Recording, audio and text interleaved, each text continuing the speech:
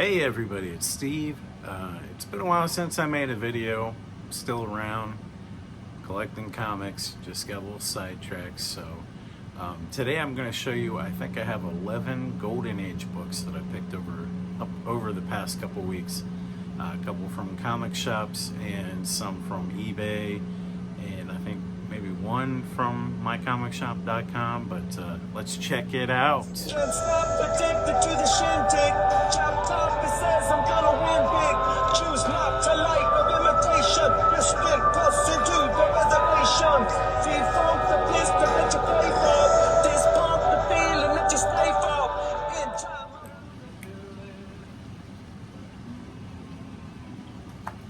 time. Tiptoe through those tulips, right? So, like I said, I have about 11 Golden Age comics here. Kind of saved the best for the last, but they're all good, promise, depending on if you like these themes. So let's go ahead and start with this one.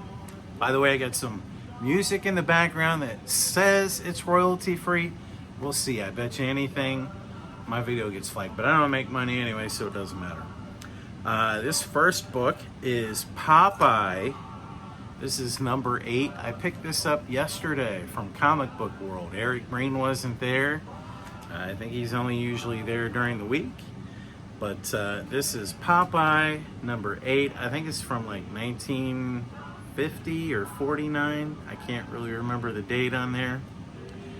And one of the real reasons that I picked this up, I just love that Olive Oyl is dressed as Olive Oyl for the Seaman's Ball. That's right, the Seaman's Ball. And she's going with Popeye, who is dressed as none other than a can of spinach. How awesome is that? And I read the first story, and Wimpy convinces Popeye to give him $100 to start a hamburger stand. So he does it on one condition. He sends Sweet Pea to keep an eye on Wimpy. And what do you know? Wimpy won't sell a hamburger to nobody! Nobody! And he's just eating them all up, and he kicks Wimpy out. And Wimpy goes and gets Popeye. Popeye dresses up as an old lady, comes back and tries to buy a hamburger. And of course, Wimpy won't sell him a hamburger. So Popeye beats him up and takes over the stand and gives all the food away to the little kitties that's already been made and can't be sold. So, funny story in the very first one. I'm going to finish reading this later, I think. Alright, next we have, I did buy a bunch of Christmas themed comics. I'm going to warn you, I think I got 5 of them that were like that.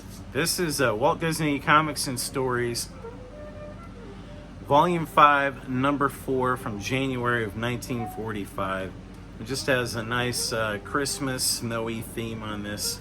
Oh, that last book at Comic Book World, $6. $6. And this one I paid $6 too. So this would be Walt Disney Comics and Stories, number 52. They kind of put the volume, or not the volume number, but the issue number on there along with the price. So anyway, there you go. Nice Mickey, Donald Duck, and one of the Huey, Dewey, or Louie over there on the cover there. So. Next, we've got, I got this one for $6, and you know, this is it's Cowboy Magazine, but I'll be damned if this isn't a very nice copy of this book, and it's a beautiful cover. This is Roy Rogers Comics, number 61, with a Christmas theme. Old Roy wrapped his presents up there, and he's decided not to put them under the tree. He's just going to hand deliver them, I guess. But isn't that a beautiful Christmas cover, especially in one of these My Light negligees, as I think I've heard Night Tiger call them that before. Put a teddy or a negligee on it, and it looks so much better. This was already a nice copy, but yeah, I got that at Comic Book World as well. That was $6. This next one came from Comic Book World. Are you seeing a theme here? I went down there yesterday. It's about an hour and a half away from my house. If I'm gonna drive that far, I'm gonna find some good books and spend a little bit of money. So that's what I did. This next one is New Funnies, number 155. I paid $6 for this, and this is another awesome copy, and just a great Christmas theme. Woody Woodpecker on the front, Merry Christmas, with all the other characters on there, and he's got himself in the stocking. Apparently he thinks he's somebody's present. He's all hat and a bag of chips. So anyway, I love that cover. This was a really nice copy, and I thought for $6 I had to bring it home with me, right?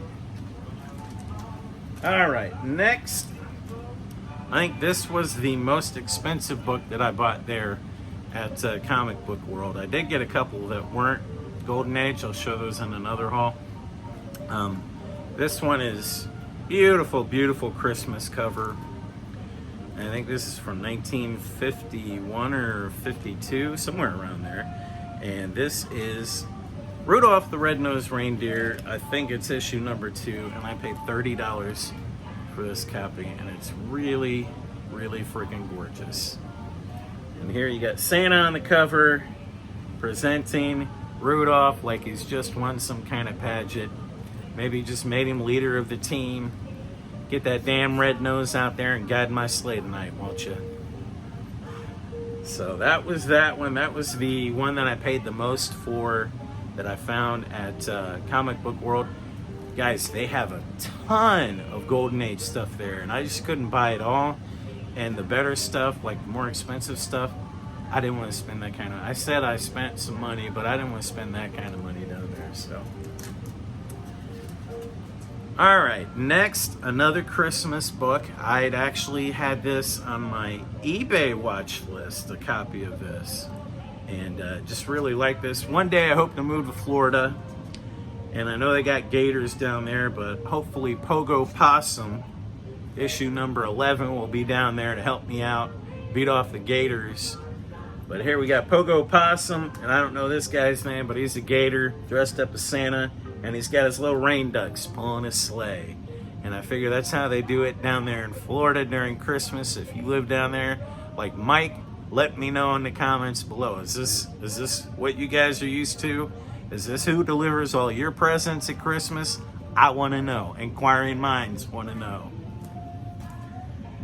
All right, next, I saw this. I really love World War II covers and any book from that era of World War II. This is a 4-color issue, very early. I think it was 1940. So this is before the U.S. has officially entered the war. But this was $12. Oh, that last one was $8, by the way, if you want to know. But this is 4-color number 58 from 1940. And this has a cover of Smiling Jack and his little girlfriend down there on the bottom. And he's getting ready to go off, fly off into the wild blue yonder. Who knows if he'll make it back? I'm pretty sure he'll make it back. But we can only guess at this point that this picture was taken.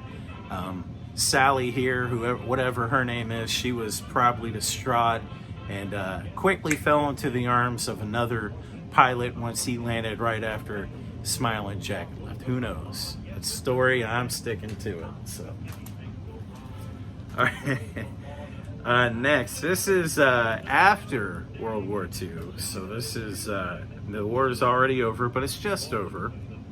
And this is a great cover that goes back to that time period, though. This is Don Winslow of the Navy, number 34, and I think this is from 1946. And you can see he's on the beach there, firing what I can only assume was their version of the M60 back then. I can't remember what the model was that they used back then. Definitely not a 249 Saul.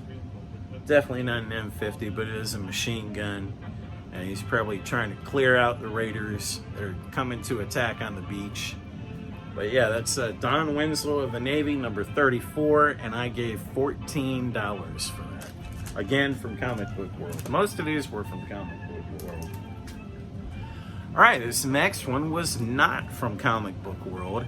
I actually got this from a store. It was a little small con, and I believe it was the week after Night Tiger was here, and it was presented by one of the people that we did a video on. It was Jim and Dan's Comics, and while there, I went through their comics and I chose this one. I think I gave $60 for this one at the con, and this is the Marvel Family number 83. And I have shown this on my Instagram, but I figured I'd pop this out since I haven't had it in a video from what I remember. But got a nice skull cover on here. And this is a group of undead here. And they are led by the Flying Skull. So really cool. Captain Marvel Family Adventures number 83. And I think that's from around 1950. I can't remember the exact date on that. I gave about $60 for that. All right, this next one I bought off of eBay, and let's see, was it this one or this one? I can't remember what I paid for this one off of eBay, but it's low grade. I did show this on my Instagram account. By the way, if you're watching this video, my Instagram account name is at the end. It's not I Love Disney and Comics. It's my name, Steve Caldwell 9659 on Instagram. So if you haven't subbed me up there, maybe you want to go there. I show sometimes books before I put them in a video. So anyway, this next one is an EC book.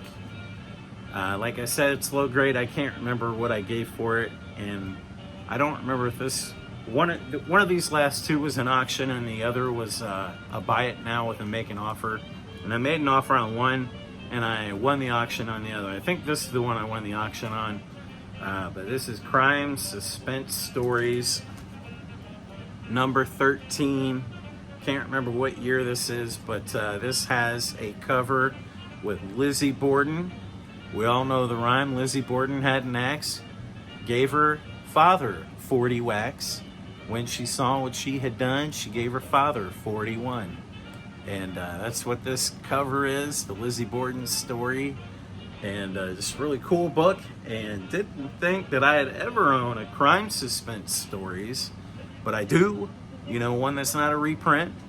And again, low grade, get a nice little chunk out of here. But I did find this on eBay, and I think this one was the auction. And I paid a little bit of money for it. And I didn't pay anything outrageous or anything for it because I don't like to do that.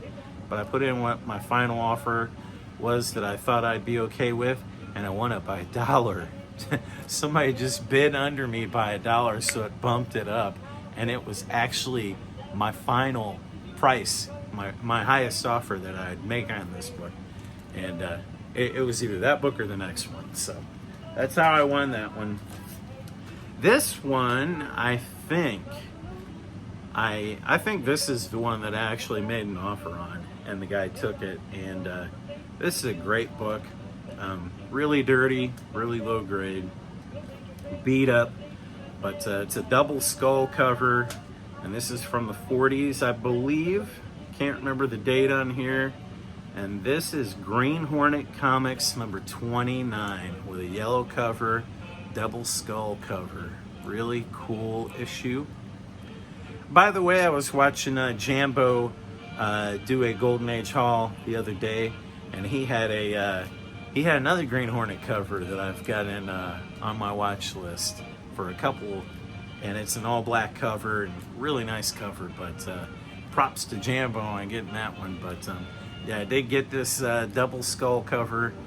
You can see it's creased and really dirty. I tried to clean it up a little, but I'm not to the point where I want to soak these yet and get all the grime out or anything, so I just do a little light dry cleaning on it. Didn't put a lot of time into it, but did what I could, and got it a little better looking than it was. So anyway, I think I gave whichever one I won in the auction, I gave $70 for.